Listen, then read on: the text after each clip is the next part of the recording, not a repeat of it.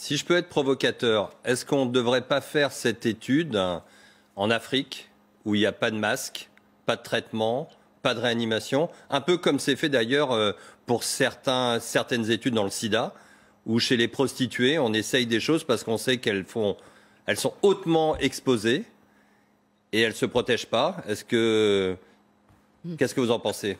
Alors vous avez raison, et d'ailleurs on est en train de réfléchir en parallèle à une étude en Afrique justement pour faire ce même type d'approche avec le BCG, un placebo.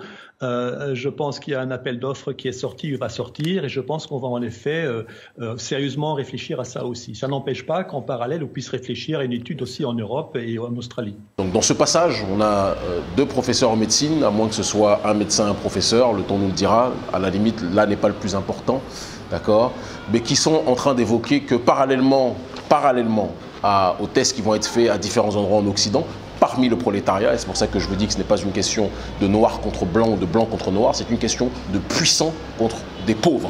Et bien évidemment, quand on parle de pauvreté à l'échelle du globe, ceux qui sont les populations les plus pauvres, parce que appauvries par les institutions internationales, c'est la population africaine, mais sachez bien sûr que les prolétariats occidentaux, eux aussi, et d'autres peuples de l'humanité vont être en priorité, eux aussi, visés.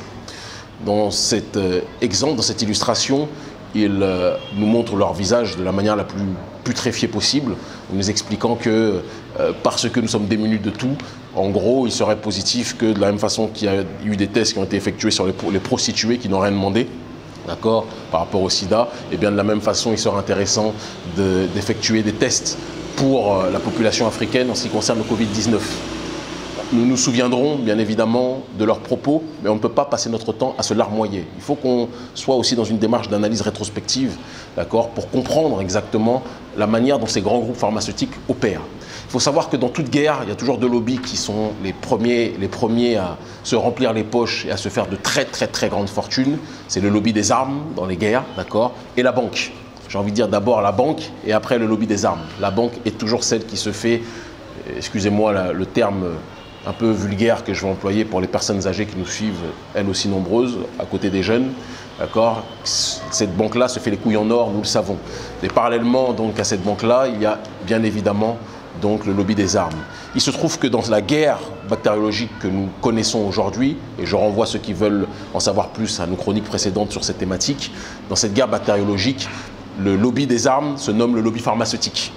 Lobby pharmaceutique qui travaille à partir des plantes et va faire un certain nombre d'expériences pour qu'à partir des plantes, ils puissent créer des médicaments qu'ils pourront vendre à prix qui dépasse la raison, d'accord, à nos États, pour par la suite que ces médicaments et ces vaccins puissent être distribués. Si ces lobbies des armes qu'est l'industrie pharmaceutique étaient des mieux intentionnés, disons les choses là aussi clairement, elle aurait été dans une démarche plus que jamais d'expérimenter les choses sur le terrain du travail des plantes et sur le terrain de la médicamentation, de la posologie à partir des plantes, parce qu'il n'y a aucune maladie qui apparaît sur cette terre, je dis bien aucune maladie qui apparaît sur cette terre sans qu'il y ait une réponse adéquate qui soit donnée à travers les plantes. Et ça, c'est important qu'on puisse le préciser de la manière la plus crue et la manière la plus simple possible. Mais ces lobbies pharmaceutiques ne veulent pas ça, parce que ce qui les intéresse, ce sont des usuriers. Ce qui les intéresse, c'est le profit, c'est l'accumulation du gain. C'est, même si la population doit mourir en tant que telle, parce que la plupart de ces lobbies pharmaceutiques ont déjà un certain nombre de réponses à partir des plantes qui peuvent être données pour lutter contre ce virus-là en tant que tel, mais non, ça ne les intéresse pas. Eux, ce qu'ils veulent faire, c'est la spéculation, faire monter les tarots, faire monter les enchères, et donc par conséquent proposer de la manière la plus chère possible des produits à nos États.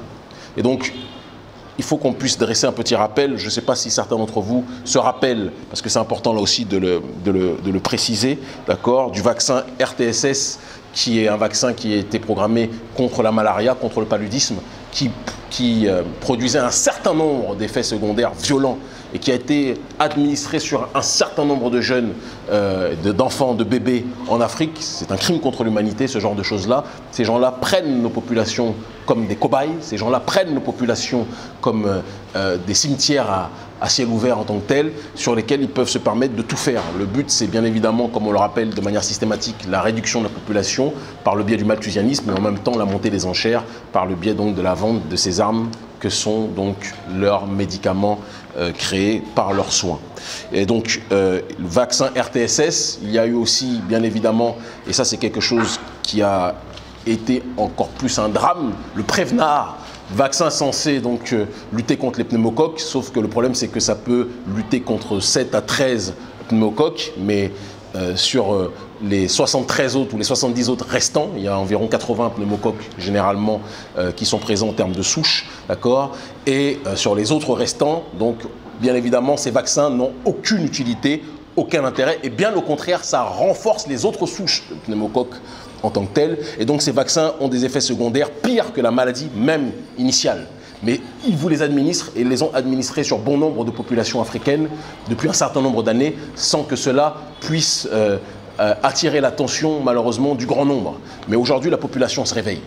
Et donc l'éducation, la connaissance de soi et la connaissance de notre environnement doit être une donnée fondamentale pour qu'on comprenne le monde dans lequel nous vivons. Je souris parce qu'il y a quelque temps, peu de jours encore, certains parmi les nôtres dans le showbiz, des entités très fragiles, parlaient de complotisme lorsque l'on disait qu'il y a une guerre qui est menée contre les populations, contre la population africaine, mais aussi contre les prolétariats occidentaux de manière générale.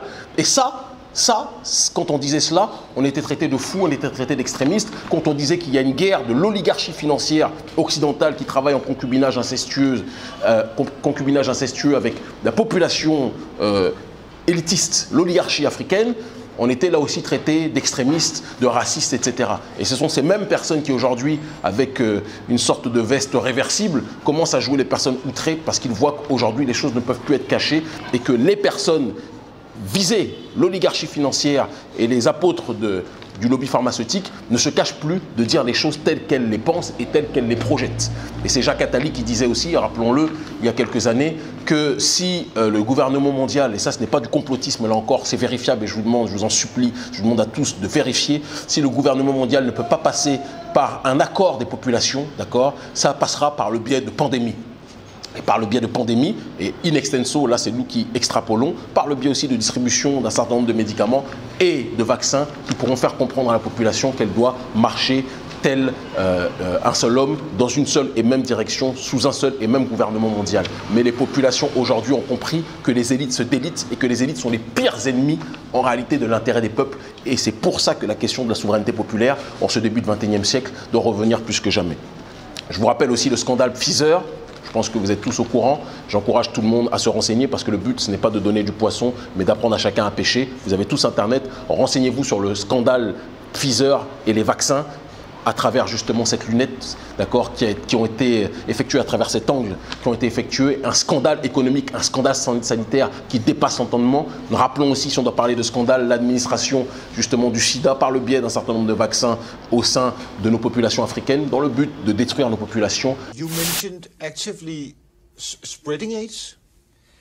There was a unit in from CIMA that one of the things was that we went into African countries. And how was that done exactly? Through inoculation. Through vaccines? Yeah, through vaccines. Pretending to inoculate people and that type of thing. The idea being to kill black people? Yeah, to eradicate black people. You must understand the concept was that AIDS was a killer. It was incurable at that point in time. So it was led to believe that if you infected people, it was the quick, non-militaristic approach to eliminate black people. Il y a une guerre qui est entamée depuis un certain nombre de temps par l'oligarchie financière qui n'a pas de couleur parce qu'elle a aussi bien au sein de cette oligarchie des blancs que des noirs, que des arabes, que des gens de toutes couleurs qui ont décidé de détruire, de réduire la population prolétarisée, la population africaine en priorité, mais aussi les prolétariats du monde entier, quelle que soit leur couleur de peau. Et c'est pour ça qu'on ne doit pas être dans une question de guerre de couleur aujourd'hui, mais plus que jamais dans une guerre sociale, lutte sociale, résistance de nos populations contre l'oligarchie. Nous le disons sous une perspective africaine, bien évidemment en priorité, mais nous parlons pour les gens, quelle que soit leur couleur de peau, qui sont opposés en réalité à ce cancer oligarchique que nous connaissons. Et donc les réponses à apporter à cela sont claires et explicites. Notre ONG Urgence panafricaniste a commencé à lancer une campagne de sensibilisation de la population parce que nous devons nous rappeler que sur le terrain, nos populations, bon nombre des nôtres, ne sont pas alphabétisées dans une acception occidentale. On peut parler 10 000 langues, ça aussi il faut le préciser, mais on n'a pas forcément l'alphabet occidental qui n'est pas non plus l'alpha et l'oméga de la connaissance. Mais du coup, un certain nombre des nôtres peuvent ne pas être au courant du risque qu'engendre justement la problématique et de ces virus, mais surtout la problématique aussi de ces vaccins. Et donc il doit y avoir une campagne de sensibilisation qui doit être donnée pour la distribution de kits sanitaires. C'est ce que nous faisons depuis un certain nombre de temps, d'accord. Dans les différents pays que nous avons évoqués, nous les remonterons là, et nous les remonterons là plus que jamais parce que c'est important de les exposer, d'accord. Et parallèlement à cette démarche-là, à cette campagne, distribution aussi de kits alimentaires, parce que la meilleure façon de nous préserver, de nous prévenir, c'est qu'il y ait le moins possible de sorties. Mais étant donné que dans nos pays, il n'y a que des économies informelles, on ne peut pas être dans une histoire de confinement comme ça se passe en Occident, et par conséquent, il faut qu'il y ait un soutien, même si les gens ne peuvent pas être confinés, un soutien sanitaire, un soutien alimentaire, et aussi, nous le précisons et nous le rappelons, une sensibilisation de masse pour pousser nos populations à refuser le vaccin. Nous parlons concrètement, nous ne sommes pas dans les grands langages en direct de salons parisiens ou de salons londoniens ou quoi que ce soit. Nous sommes sur le terrain en Afrique, nos troupes sont déployées. Nous disons, soutenez-nous dans nos campagnes de sensibilisation et de distribution de kits sanitaires. Ceux qui peuvent envoyer des kits alimentaires, faites-le. Ceux qui peuvent envoyer des kits sanitaires à l'ONG Urgence panafricaniste, faites-le. Ou ceux qui ont compris qu'ils ne peuvent, là où ils ne sont pas envoyés, quoi que ce soit, soutenez financièrement notre campagne de sensibilisation sur le terrain, d'accord ? Plutôt que de donner, comme beaucoup des nôtres ont l'habitude de le faire, à toutes les communautés, à l'exception de la nôtre, parce que malheureusement, dans notre communauté, l'homme noir ne fait pas confiance à l'homme noir. L'homme noir a toujours un problème avec l'homme noir, et ça, c'est un problème de fond qui doit être corrigé urgemment si on veut être capable d'avancer. Donc là, il y aura un lien sur ce poste-là, d'accord, pour que les personnes qui veulent nous soutenir l'ONG Urgence panafricaniste puissent le faire de la manière la plus fluide, de la manière la plus claire possible. Nous vous disons simplement, aujourd'hui, sensibiliser votre environnement, sensibiliser votre entourage sur Internet, mais aussi en dehors, et soutenez les acteurs de terrain que nous sommes. Nous devons faire comprendre aujourd'hui que nous ne sommes plus naïfs, nous refusons leurs vaccins. On ne va pas rappeler aussi le lien entre les vaccins qui peut exister et l'autisme. Certains vont dire, certaines communautés scientifiques vont dire que ce n'est pas avéré, et d'autres scientifiques, au contraire, vont vous dire qu'il y a des liens fortement engagés entre les vaccins qui sont proférés aux populations et la maladie de l'autisme en tant que telle. Et tous ceux qui connaissent ce drame-là savent que les vaccins, ce n'est pas un jeu. Et donc, il faut qu'il y ait un mouvement planétaire, continental africain, mais pas seulement, aussi en Occident, contre la vaccination de masse de 1 et contre l'administration de médicaments qui sont donnés au déni de nos médecines traditionnelles, au déni de nos médecines en tant que telles. Je lance un appel aussi, parce que tout le monde parle du professeur Raoult qui fait un travail honorable en France, et tant mieux pour lui. Il y a aussi de l'autre côté, en Afrique, un professeur, le professeur Valentin Agon, qui a travaillé sur un médicament qui se nomme l'apivirine, qui a été testé sur un certain nombre de patients au Burkina Faso et qui donne pour l'instant de très bons résultats. D'accord ? Nous devons soutenir nos médecins qui travaillent de manière rigoureuse, de manière scientifique et de manière juste, désintéressée, non pas en servant le serment d'Hippocrate, mais en servant le serment d'Hippocrate, d'accord, donc qui sont dédiés au peuple et non pas à l'industrie pharmaceutique en tant que telle. Soutenons ces derniers et soutenons les urgentistes de la cause, l'ONG Urgence panafricaniste, notre ONG qui se bat sur le terrain contre ce drame humain, d'accord, qui est à la fois cette maladie du Covid-19 et à la fois ce drame humain que sont ces vaccins que l'oligarchie, que l'OMS, que l'Organisation mondiale de la santé prévoit de disposer au sein de nos populations. Et je précise une chose, parce que l'ONU et l'OMS ont, soi-disant dans un élan de cœur, tout comme Macron et les autres présidents du G20, ont déclaré qu'il faut aider l'Afrique. Et donc ils veulent acheminer des médicaments. Ils ne sont pas capables de soigner les leurs en Occident, mais c'est l'Afrique qu'ils veulent soigner. Nous, on prône l'autodétermination. Mais vous voulez nous aider ? Plutôt que de nous parler d'aider soi-disant en envoyant des médicaments qui, connaissant votre nature, si ça ressemble à ce que vous avez fait en Amérique du Nord avec les Indiens lorsque vous avez distribué des couvertures avec la variole, on a envie de vous dire que vos soins, on n'en a pas trop envie. Par contre, ce que vous pouvez faire, c'est annuler la dette. Parce que c'est la dette qui pousse nos États dans cette